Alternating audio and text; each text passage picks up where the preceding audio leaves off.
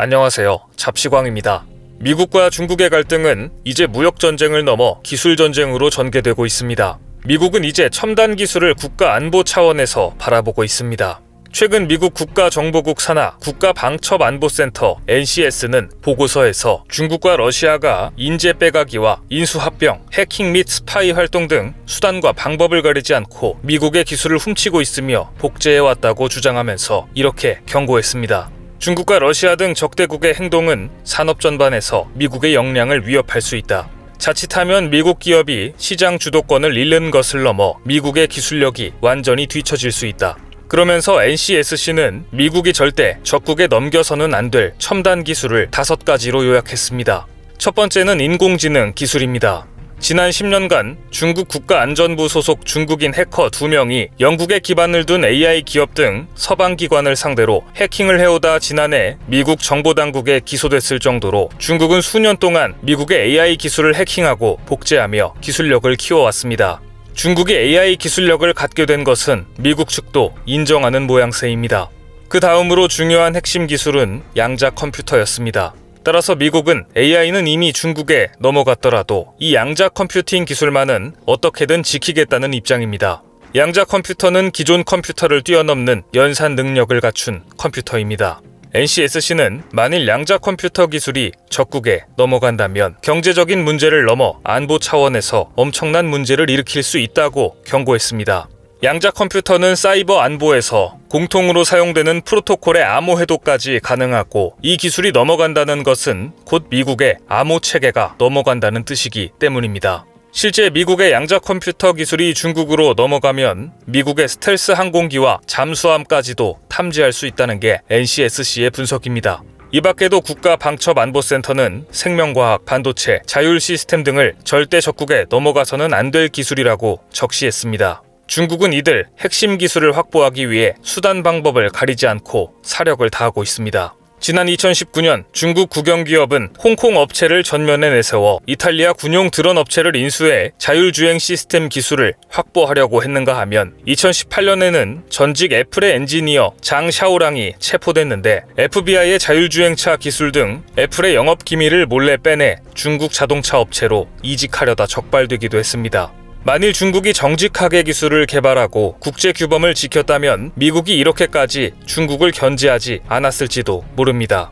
하지만 중국은 최첨단 기술을 확보하기 위해서라면 국제 규범을 어기는 것은 예사이고 이렇게 얻어낸 기술력은 반도체 굴기, 인공지능 굴기처럼 국가가 주도해 대량으로 물량을 쏟아부어 빠르게 양산 시스템을 갖추는 전략을 사용하고 있습니다. 물론 이 같은 근본 없는 전략은 대부분 성공하지 못했습니다.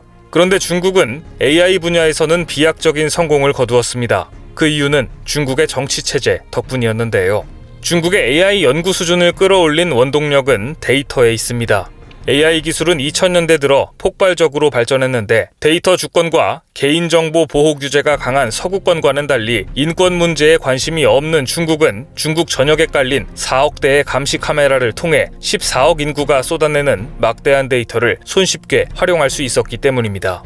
얼마 전 로이터 등 주요 외신들은 사임한 미 국방부의 최고 소프트웨어 책임자 니콜러스 차일란의 말을 비중 있게 보도했습니다. 중국은 언론 보도부터 지정학적 요소 등 모든 것을 조종할 정도로 인공지능에 투자했다. 앞으로는 F-35 스텔스 전투기처럼 막대한 예산을 투입한 하드웨어보다 인공지능 기술들이 미국의 미래에 훨씬 더 중요하다 라고 주장했기 때문입니다.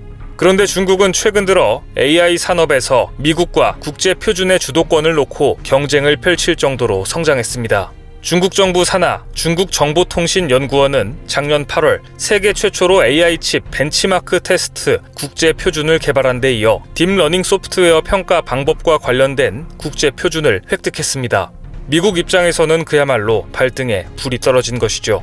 자칫하다가 AI 산업의 표준 자체를 중국에 완전히 빼앗길 수 있기 때문입니다. 미국은 부랴부랴 대응에 나섰습니다. 그런데 이 과정에서 미국은 한국에 엄청난 제안을 내놓았습니다. 미국은 중국이 가입해 있지 않은 협의체인 GPAI, 즉 인공지능 글로벌 파트너십에 가입하고 견제에 나섰습니다. 미국 중심의 AI 국제 표준을 정립해 나가겠다는 뜻입니다. 그리고 국제 표준에서 중국보다 한 발 늦은 미국은 한국에 반도체는 물론 인공지능까지 협력하자며 손을 내밀었습니다. 미국은 최근 한미 고위급 경제협의회에서 신흥기술, 즉 이머징 테크놀로지를 글로벌 협력 분야의 하나로 정하고 한국과의 협력을 희망한다고 밝혔습니다. 미국이 외교당국 간 협의에서 신흥기술을 본격적인 의제로 논의한 것은 이번이 처음 있는 일이었습니다. 미국은 이 자리에서 콕 집어 인공지능, 양자 컴퓨팅 등 20개 기술 분야에서 경쟁력을 확보하기 위해 한미가 서로 협력하자고 제안했는데 이것은 미국이 가장 중요하다고 여기는 기술 분야에서 한미가 협력해 국제 표준을 선점해버리자는 의미입니다. 미국의 입장에서 우방을 자처하며 매달리는 일본을 선택할 수도 있었을 텐데요. 미국이 국제 표준을 선정하는데 한국을 파트너로 점찍은 이유가 있습니다. 이미 한미가 국제 표준을 안정적으로 선점한 사례가 있기 때문입니다. 대표적인 사례가 퀄컴과 5G 이동통신의 성공입니다. 1980년대까지 중소기업에 불과했던 미국의 퀄컴이 한국 시장에서 코드 분할 다중 접속부터 5세대 이동통신 개발에 이르기까지 통신 분야에서 협력하며 한국과 퀄컴은 함께 성장했습니다. 또한 비슷한 맥락으로 미국이 내놓은 신기술을 일본은 도저히 따라올 수 없는 반면 한국은 완벽하게 미국과 기술 역량에서 발을 맞추고 있기 때문입니다. 최근 일론 머스크는 오픈 AI GPT-3를 내놓았습니다. 이 초거대 인공지능은 공개되자마자 커다란 충격을 줬습니다. 매개 변수가 전작보다 100배쯤 늘어난 1750억 개에 달했기 때문입니다. 매개 변수는 컴퓨터 프로그램의 함수에 입력하는 데이터들로 AI 모델의 크기를 나타냅니다. 매개 변수가 1750억 개라면 AI가 1750억 개 데이터를 고려해 함수를 푼 후 확률상 근사치를 내놓을 수 있는 것으로 기존 것보다 훨씬 더 정교한 사고를 할 수 있는 AI가 세상에 나왔다는 뜻입니다. 심지어 GPT-3는 소설과 시는 물론 칼럼까지 써냈습니다. 이후 전 세계의 초거대 AI 개발 경쟁이 불붙었고 구글과 마이크로소프트, 엔비디아 역시 초거대 AI를 세상에 내놨습니다. 한국이 이 시장에서 기술 주도권을 확보하려면 한국어로 학습한 인공지능 모델이 나와야만 했습니다. 그때 내놓은 초거대 AI가 바로 네이버의 하이퍼클로바입니다. 하이퍼클로바의 매개 변수는 2040억 개로 GPT-3보다 한국어 데이터를 6,500배 이상 학습할 수 있습니다. 네이버에 이어 LG는 올해 안에 무려 6천억 개 매개 변수를 갖춘 초거대 AI를 공개할 예정입니다. 즉 미국이 한국과 국제 표준을 만들자고 제안한 이유는 간단합니다. 일본과 달리 파트너로 삼을 만한 기술력이 있어서. 최근 미국은 미국의 동맹을 군사동맹에서 기술동맹으로 재편하겠다는 의지를 확실히 하고 있습니다.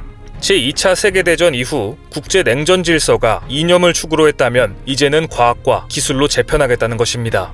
최근 과학과 기술은 국제 무대에 중요한 의제로 등장하고 있고 바이든 정부가 백악관에 사이버 신흥기술 담당 국가안보 부보좌관을 임명하고 각종 관련 사안에 대응하고 있는 것도 이 때문입니다.